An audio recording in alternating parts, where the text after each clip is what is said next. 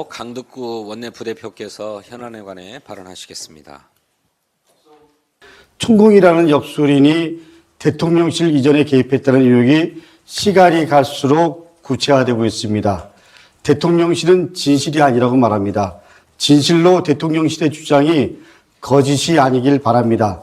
저는 민주공화국 대한민국 대통령이 점쟁이의 말에 따라 국정을 운영한다는 사실을 차마 믿고 싶지 않습니다. 그런데 만약 이 의혹이 사실로 밝혀지면 그때는 모든 책임을 대통령이 져야 할 것입니다. 미국의 닉슨 게이트를 보더라도 국민과 의회에 거짓말한 대통령은 결국 탄핵됐습니다. 윤석열 대통령과 대통령실에 분명히 말씀드립니다. 만약 천공 국정문란 의혹이 사실로 밝혀질 경우 윤석열 대통령은 무한 책임을 져야 합니다. 야당은 언론이 제기한 의혹을 검증하는 일은 정쟁이 아니라 지극히 상식적인 국회의 본분입니다. 민주공화국은 입법부, 사법부, 행정부 상권 분립으로 존립합니다. 민주적 절차를 거쳐 법을 만들고 그리고 집행하고 그리고 이를 바탕으로 국가를 운영합니다. 그런데 한간에는 윤석열 정권은 무속 정권이라는 우스갯소리도 있습니다. 만약 사이비 종교가 법을 무시하고 그리고 점쟁이가 대한민국 운명을 결정한다면 공화정의 가치 그리고 그 의미가 무너집니다. 이렇게 중차대한 국가문란 의혹을 수수방관한다면 국회의 존재의 가치는 없어지는 겁니다.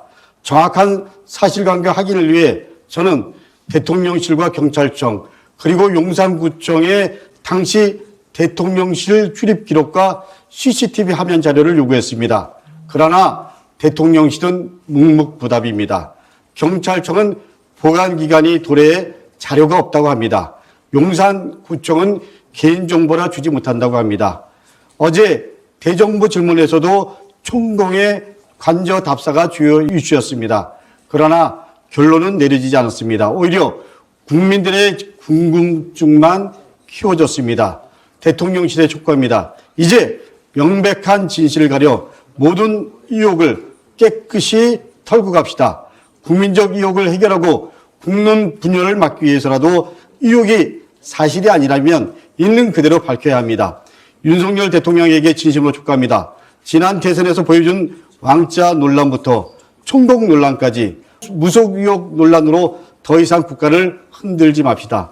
이번을 계기로 무속 논란의 모든 걸 밝혀내고 민주공화국 대한민국을 바로 세웁시다. 박근혜 정권은 최순실 비선 논란으로 거짓 은폐하다 탄핵으로 결국 무너졌습니다. 윤석열 정권도 총공의 국정 논란 의혹을 진실이 아닌 거짓말로 은폐한다면 제2의 박근혜 정권이 될 수 있음을 엄중히 경고합니다. 대통령실은 당당하게 국회 조사에 응하고 그리고 국회는 총공의 국정농단 비선 논란에 대해서 국정조사를 해야 합니다. 이것이 국민의 명령입니다. 이상입니다.